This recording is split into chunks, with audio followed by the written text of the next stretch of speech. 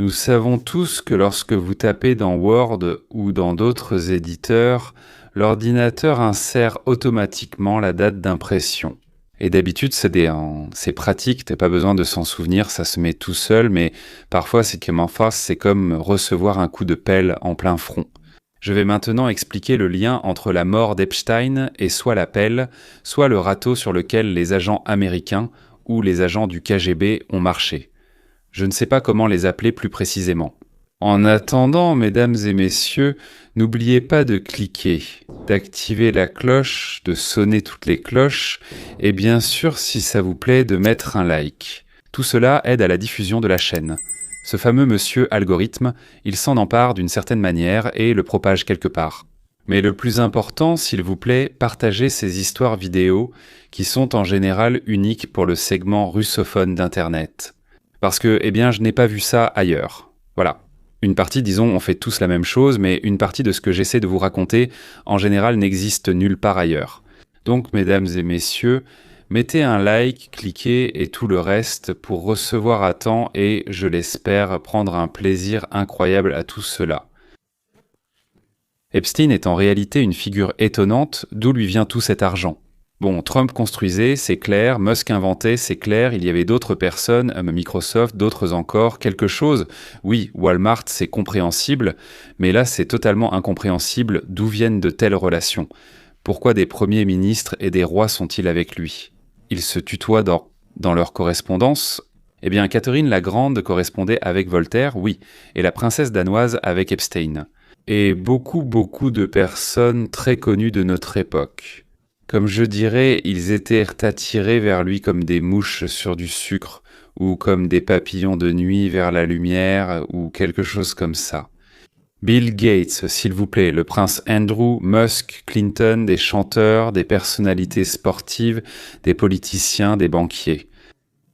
La question des banquiers est importante, pas seulement à cause des filles, ou même des garçons, qui sait. C'était un bonus, la cerise sur le gâteau, mais quel était le gâteau ? Il y avait quelque chose, on ne gagne pas autant juste avec des filles. Dire que Jeffrey en savait trop, ce serait ne rien dire. Oui, il était une mine d'informations importante. Est-ce qu'il est tombé dans le viseur de la CIA ? Naturellement, le Mossad, bien sûr, le KGB, enfin, comme ça s'appelait là-bas, sans aucun doute, et aussi, je pense, le MI6, les services de sécurité. Et bien sûr, les Iraniens, et bien sûr, les Chinois.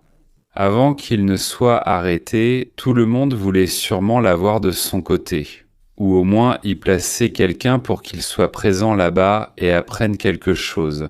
L'avoir pour soi aurait été un vrai prix. Et quand il a été emprisonné, ils ont essayé, et chose étrange, même après sa soi-disant mort, ils n'ont pas cessé d'essayer.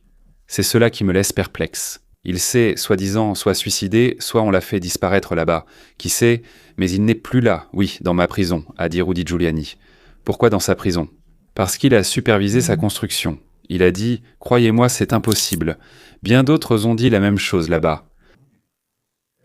Les caméras de surveillance, en fait, étaient éteintes. Les deux gardiens dormaient. Pour une raison quelconque, la seule caméra près des portes montrait un couloir vide. Mais il y a quelque chose qui passe rapidement, habillé en rouge. Donc en quelque sorte, ils l'ont vraiment pendu. Oui, apparemment, oui, que tout cela ne peut pas arriver simplement par hasard. Et donc, il n'y avait pas de troisième option. Parce qu'il ne s'est quand même pas évadé de la prison la mieux gardée, quelqu'un a tout désactivé, il n'aurait pas pu s'évader comme ça. Oui. Au fait, qui a-t-on trouvé dans la cellule ? C'est intéressant, c'était Epstein ou quelqu'un d'autre de mort ? Dans le résumé à la fin, vous entendrez la révélation de la dame et du monsieur. Attendez, oui, s'il vous plaît. En fait, c'est génial de composer et de partir au milieu, et j'ai compris, ils n'ont déjà rien compris. D'habitude, j'organise tout de façon à rassembler cela dans le dernier quart, dans les 20% finaux. Mais ici, les gens, oui, j'ai compris, partent déjà. Oui, regardez, ce n'est plus si long, je parle, ils sont déjà entrés, attendez, un peu. Les choses étranges ont commencé un jour avant. Soukamernik a été transféré dans une autre cellule et Jeffrey a été laissé seul pour la nuit. Selon le lieutenant de la sécurité au nom espagnol, dont je ne me souviens plus, je l'ai évoqué récemment, mais le nom d'Epstein m'échappe. Soudain, ils l'ont emmené, des gens sont venus, disons des agents de sécurité, c'est une grande prison, donc ce lieutenant ne connaissait pas ces gars-là. Et ils l'ont sorti en fauteuil roulant, donc quelque part. D'habitude, dans la prison, comme il le dit, on ne sort en fauteuil roulant que vers un seul endroit. Un seul endroit. Même au cimetière, on transporte sur une civière ou autre chose. Seulement à l'infirmerie, nulle part ailleurs, il a vérifié à l'infirmerie, aucune trace qu'Epstein y soit allé, tout est noté là-bas, il n'y a rien, donc soit il n'est pas arrivé à l'infirmerie, soit il y est arrivé. Mais ce qui est encore plus étrange, c'est qu'ils n'ont pas mentionné qu'apparemment, d'après l'absence d'enregistrement, il n'est arrivé nulle part du tout. Ils l'ont emmené, ils l'ont sorti, mais ils ne l'ont pas enregistré, il n'y a aucun ordre concernant qui que ce soit, ils l'ont juste emmené. Donc c'était à la main et tout le reste. Ils lui ont jeté une sorte de couverture orange dessus et ils l'emmènent, mais ils ne l'emmènent nulle part. D'après les enregistrements, ils l'ont ramené dans la cellule, toujours dans le même fauteuil roulant.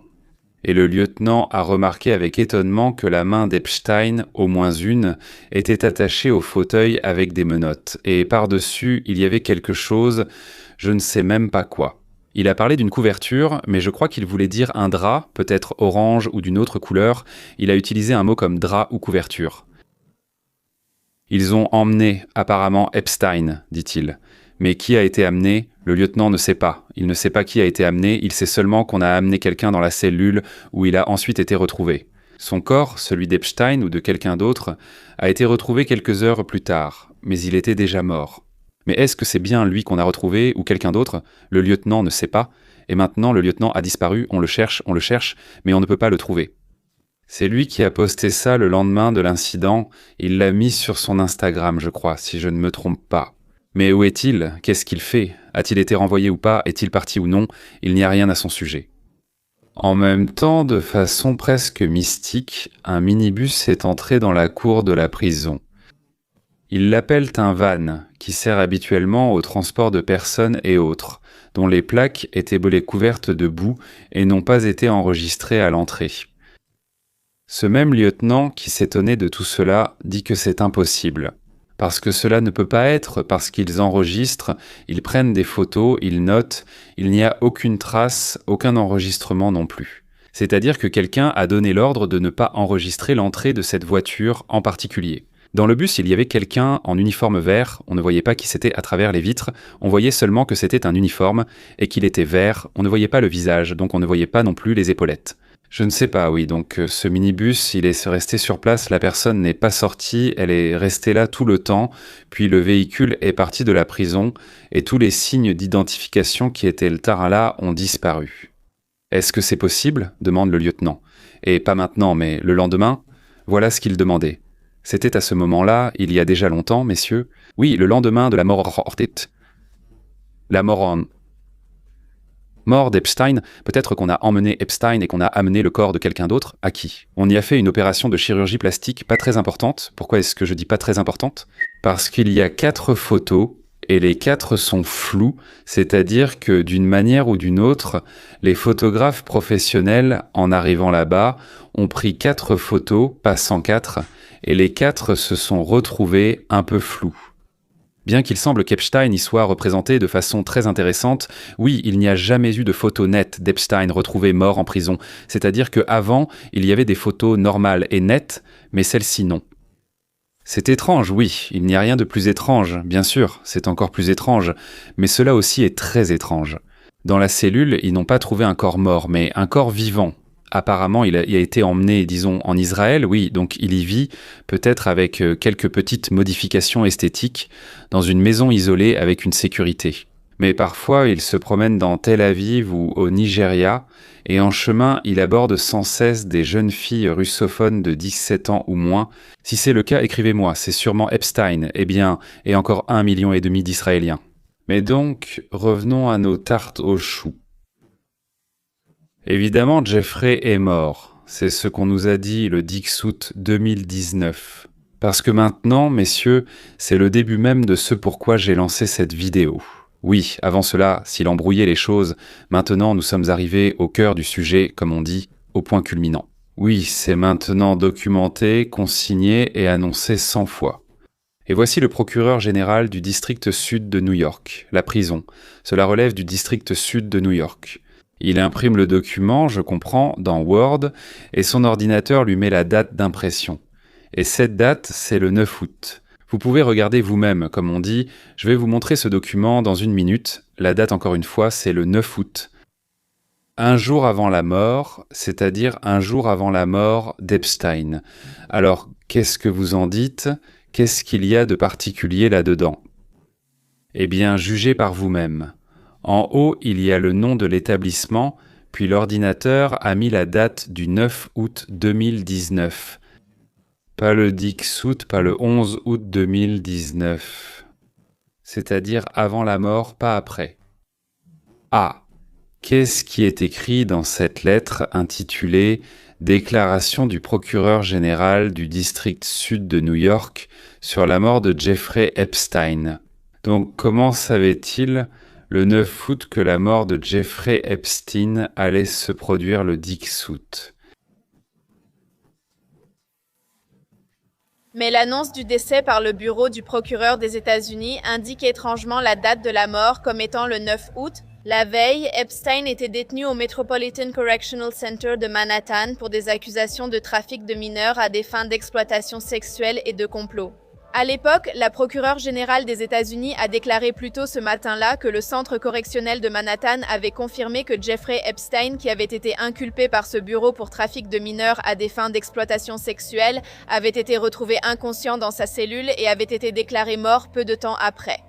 Ensuite, Berman écrit au sujet de la mort de Jeffrey Epstein, ou plutôt que les enquêtes et les sanctions contre les coupables ne cesseront pas. Messieurs, c'était en 2019, nous sommes en 2026 qui a été puni.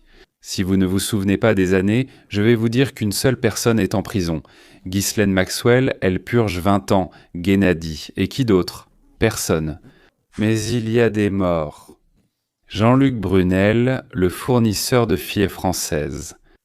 Epstein s'est officiellement suicidé, mais aucun de ses proches, amis ou membres de sa famille n'y croit Virginia. Juffre se serait soi-disant suicidée après une tentative d'assassinat contre elle à l'hôpital, c'est-à-dire qu'elle se serait tuée à l'hôpital, et elle s'y trouvait parce qu'elle avait été renversée par une voiture sur un terrain vague en Australie. C'est la personne qui a beaucoup parlé, puis a reçu une grosse somme d'argent de la couronne britannique. Ensuite, elle a dit qu'elle avait encore des choses à raconter et qu'elle allait les publier. Efraël Reyes, je crois que c'est Reyes donc, a partagé la cellule avec Epstein en prison et il a beaucoup parlé avec lui. La cellule, bien sûr, était sur écoute. Alfredo Rodriguez, le majordome d'Epstein, d'Epstein, etc. Einstein, il est clair qu'il en savait presque autant qu'Epstein lui-même, et il est mort d'une mort, je ne connais pas de lâche. C'est-à-dire que personne, à part Ghislaine, n'est en prison, ne fuit, ne saute, mais vit tranquillement sa vie normale. Eh bien, parfois, peut-être, il ou elle sursaute nerveusement, et encore, très rarement. Il y a une vieille blague soviétique à propos des cow-boys. Bill était surnommé l'insaisissable. Et ce n'est pas parce que son cheval est le plus rapide des prairies, ni parce que son fusil est le plus précis au sud du Mississippi, mais simplement parce que personne n'en avait foutrement besoin. Maintenant, racontons cette même blague, mais à la façon moderne.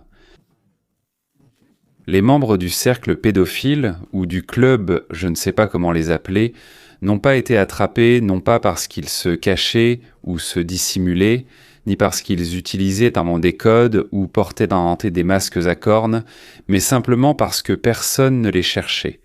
Et pourquoi personne ne les cherchait ?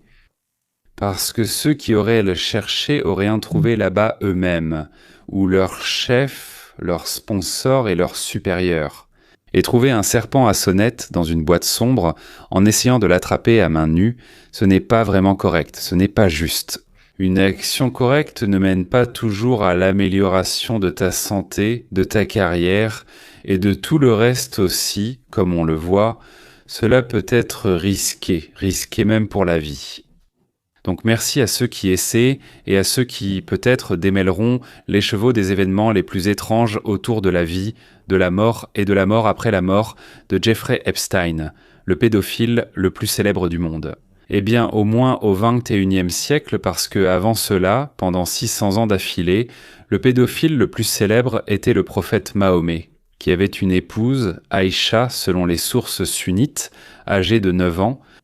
Le mariage a été en quelque sorte conclu quand Aïcha avait 6 ans, mais elle a été amenée chez le prophète quand elle est finalement devenue assez grande, c'est-à-dire quand elle a eu 9 ans. Mais nous ne parlons pas de Mahomet, bien sûr, oui. Nous ne parlons même pas de Biden qui renifle les enfants. Rien que d'y penser, ça me donne des frissons. Oui, et à propos du roi des pédophiles modernes, Jeffrey Epstein, alors vous pensez qu'il est vivant ? Vous pensez que c'est une mise en scène ? Peut-être qu'il a tellement fait pour ce pays ou pour un autre que le pays l'a récompensé par une grâce. Non, il ne pouvait faire ça que pour ce pays, un autre n'aurait pas pu l'emmener. Oui, parce que sans le procureur général des États-Unis, donc ce qui lui a été fait aurait été impossible à réaliser. Et Barr, à l'époque, était complice de Bill Clinton, et voilà. Eh bien, selon de nombreuses sources, lorsque la CIA vendait de la drogue aux États-Unis en provenance du Nicaragua, l'argent, oui, la CIA importait et vendait de la drogue sur le territoire américain, en les faisant venir du Nicaragua. Que leur remettaient point les sandinistes, l'argent restant après l'achat d'armes à ces mêmes sandinistes était partagé en deux. La moitié allait aux sandinistes et l'autre moitié était partagée entre Bill Clinton et son équipe de l'État de l'Arkansas, où tout cela se passait. Et donc Bill Barr représentait les intérêts des fédéraux, y compris apparemment du président Bush Jr. Je ne suis pas sûr que Bush recevait de l'argent. Je pense que non, ce sont des rumeurs, ou un peu plus que des rumeurs, mais rien n'a été prouvé, comme on dit. Oui, donc, Bill Barr pouvait organiser tout cela car il en avait les moyens et, disons-le, il avait peut-être aussi la motivation. Peut-être qu'il voulait rendre service à un de ses amis, donc qu'il ait organisé cela ou non, nous le saurons ou pas en 2179 ou peut-être en 2379. C'est comme pour la question « Qui a tué Kennedy ?» Eh bien, combien d'années ont passé ? Nous ne pouvons déjà plus rien apprendre à ce sujet, même si tout le monde semble tout savoir, mais nous ne pouvons rien découvrir. Son propre neveu, qui est actuellement notre ministre de la Santé, dont le père a aussi été tué, rien. Notre propre chef de la CIA est des nôtres. Le chef du FBI est des nôtres. Tous les autres, rien. Que puis-je dire, mesdames et messieurs ? J'espère vraiment que quelque chose d'intéressant se produira d'ici la fin du printemps, au début de l'été. J'espère vraiment qu'on nous racontera plein d'histoires incroyables et que nous en tirerons énormément de plaisir. Parce que les gens qui faisaient tout ça, on ne les aime pas trop, n'est-ce pas ? Rendez-vous.